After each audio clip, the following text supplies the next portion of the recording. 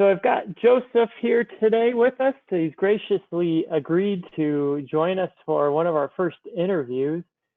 Joseph, could you tell us a little bit about yourself and your restaurant? Sure. I'm one of the co-founders of Wurstkuche restaurant. We sell exotic sausages and German Belgian beers and Belgian fries in a kind of lively beer hall setting in Venice Beach and in downtown Los Angeles. And, we've spoken on a few panels before and known each other through the years. I always find it so fascinating about your background and that you've got a different background, right, that you bring to the restaurant and your degree with school. And I always find that fascinating, if you could tell everybody about that. Sure. I studied in undergraduate, I studied industrial design and business administration and furniture making. And so I built, I think, my first nightclub, designed it when I was 21 or just 20 and turned 21 right when we opened it. And then I built a couple up in San Francisco, and then I moved down to Los Angeles to build what is now Wurstkuche, which ultimately was going to be a really small dance bar with a sausage grill attached to it, and the sausage grill took over, and here we are today with some big German and Belgian beer halls. But have a kind of vibey, we have DJs that play throughout the dinner, and it's kind of a vibey, exciting, energetic place to be. But you can definitely see. Yeah. And so did you always know you're going to get into the restaurant industry, or how did you get into the restaurant? No, my parents said, do anything you want in the world, just don't go into the restaurant industry. I have a very good memory of that when I was a young kid. And I didn't necessarily intend to operate Wurstkuche, but here I am 12 years later, loving operating it. I mean, there's still, new challenges, obviously, every day. But I have enjoyed, I have enjoyed building a company, building a team, and operating it. Yeah, cool. So, here we are in the middle of the pandemic too, and, we've had some of these false starts that we thought the economy was going to reopen. What lessons have you been taken away from the ongoing pandemic that you could share with other operators that you think are critical right now for people to take away from this whole episode going on right now? Sure. I mean, one that just kind of keeps coming back to me is that, cooler heads prevail, and refer back to your own policies and operating rules. That's why you do them, and that's why you build them, and that's why you spend the time with lawyers and crafting these policies. Although they're not maybe as flexible as you might need in the time of a pandemic, or they may not have accounted for this, we actually have gone through and created a lot of thoughtful procedures and policies that handle things like leave or, when somebody misses a shift, or sick policies. And I noticed several times that we just got frantic and we're like, oh my God, what is this? And then you kind of look through our ops manual and it's just like, or our employee handbook, and it's, there's page after page of highly crafted policies that we hadn't relied on and we haven't used for years, but they're still relevant and they're still, thoughtful. And maybe we need to tweak them a little bit, but there at least some thoughtfulness in terms of addressing some of the issues that we've come up with. Okay. And through the pandemic, what wanted to ask kind of two sides of the coin. What did you guys do well, and what were there some things that you could have improved on through the whole pandemic? And we're still in the midst of the pandemic too. We don't know how long this is going to be going on, so I don't know if you're still kind of dealing with some of those issues as well. Yeah, I mean, just like you say, I don't know where we are in the continuum of this pandemic. I think that the state's going to get shut down any day now again. Whereas in the beginning, I was certainly not. I thought it was going to be a 2-week thing at max. What we've done well is we pivoted, a number of times pretty quickly and rapidly, and putting emphasis on the idea of making sure that we're a company that's going to stick around and try and communicate that to our employees and tell people like we're going to fight for sales, we're going to stay in this, we're going to keep open. You know, according to the law, but as best we can. I think that the day that Newsom shut indoor dining down again, I mean, we got a heads up letter, I think an hour prior to his announcement. We were down at the nursery and bought, 20, 36-inch, giant trees that we just dropped on our street and put there and said, okay, if you're going to shut down the inside, we're going to take a little bit of the street and build a little bit of that. And it's turned out lovely and it's beautiful. So I thought we've done some nice pivots like that. I think we could have better anticipated some of these leave or policies or the way, I don't know if in hindsight, I wish we would have understood the employee mentality a little bit more. It certainly frightened and sickened a lot of, it certainly frightened a lot of people and people, some of our staff have gone into very dark places. Having a better idea of what, who was going to make it and rise and who was just going to flail and fall out. I wish I would have had a little bit more insight into that. Yep. A little bit more. No, I hear you on that. And I mean, I think that I want to ask you two follow-up questions on that. One, with the outdoor dining and going out into, so you've gone out into the sidewalk and streets for that, I presume. Then I haven't actually been to the restaurant yet. And how has that worked? Has the city been open to that? Yeah, we're still waiting to find out completely. But Okay. yes, largely. I mean, we've had lots of city workers that come down to the downtown. The downtown one. The al fresco permit, I think, was Yep. at least a gesture from the city in terms of, hey, our willingness to do that kind of stuff. The taking over the parking spaces was a little bit more than I think they, was intended in that, but that was our option. And so far they've been accommodating to it. Because we've been doing it under the guise of a large one, like let's just shut down the entire street because we have restaurants on both sides. Again, one of the other things that, the second that the pandemic got announced back in March, we'd started some construction projects over in Venice at the Venice location to expand the patio. And so just 2 weekends ago, were we able to open an expanded patio in Venice, which was really nice. And Nice.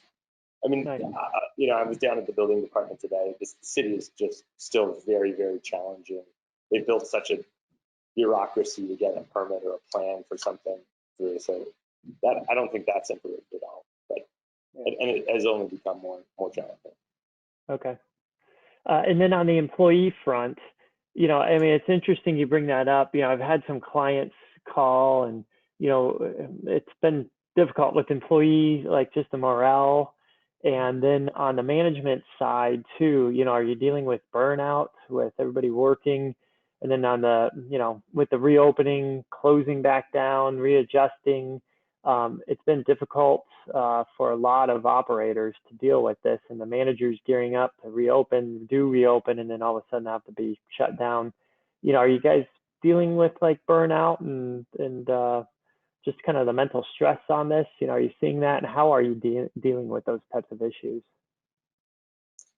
We certainly are seeing the burnout, whether it's coming from working too much or whether it's coming, like I got 4 or 5 resignation or pseudo resignation letters,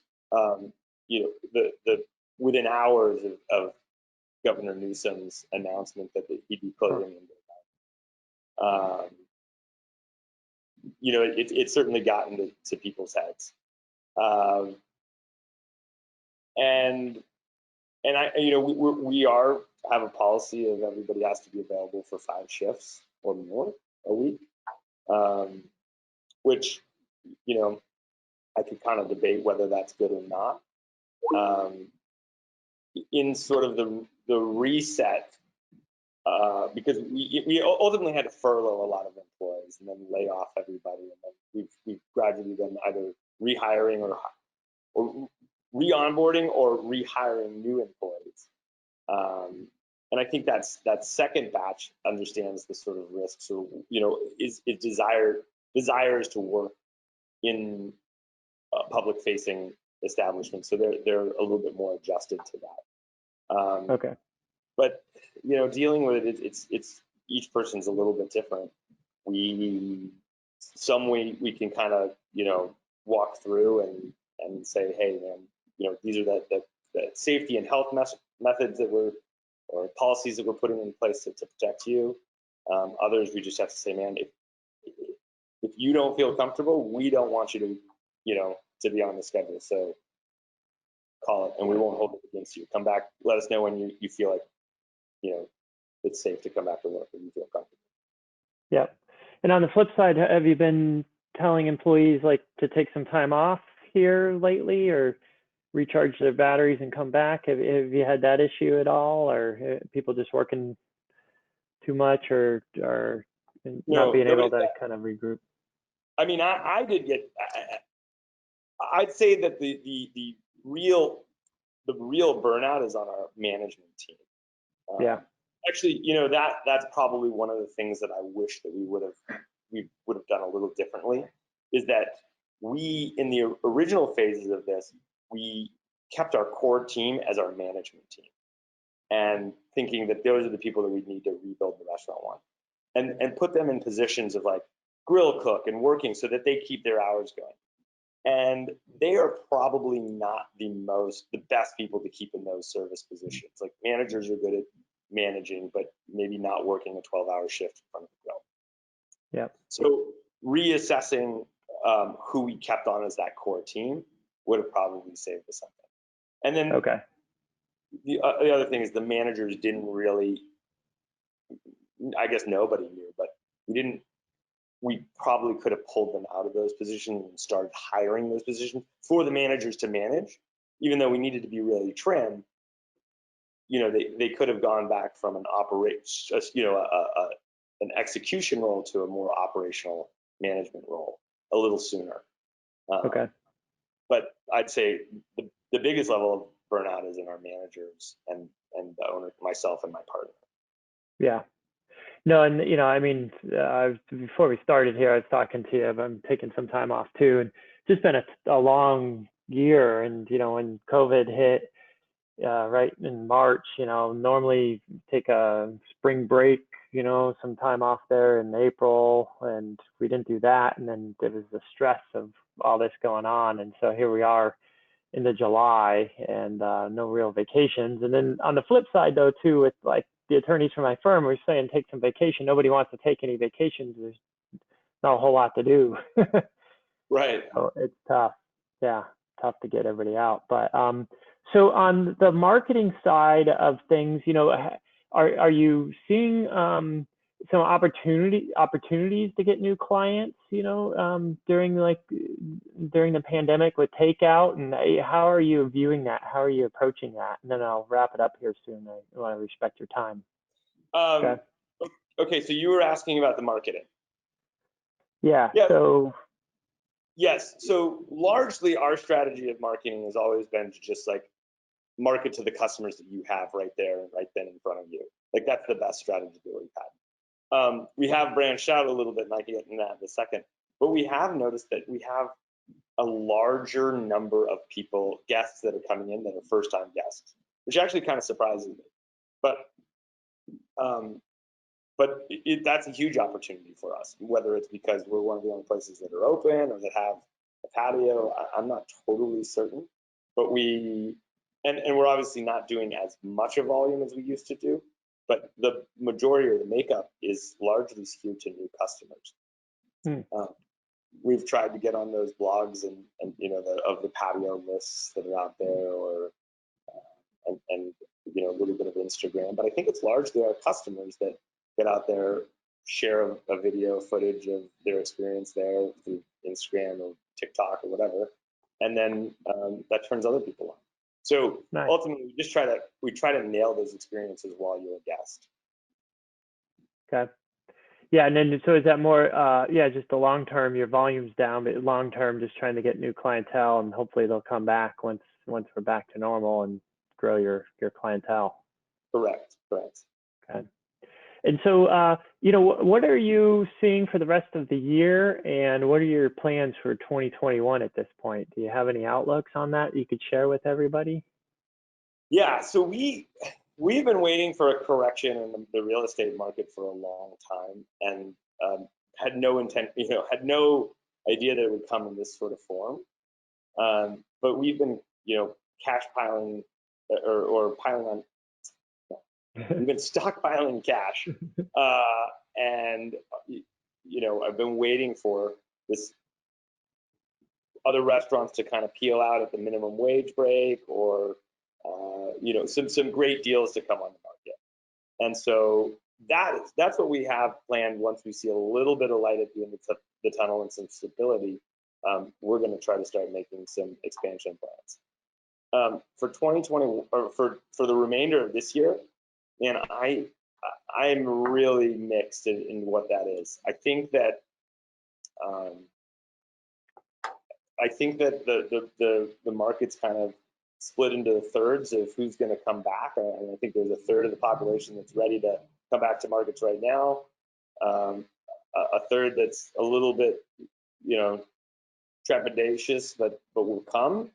But they'll wait to see what others are doing. They'll watch a couple Instagram videos and then say, okay, we'll try it. And then a third that's not going to come back out into the market until, vaccine or a good long while.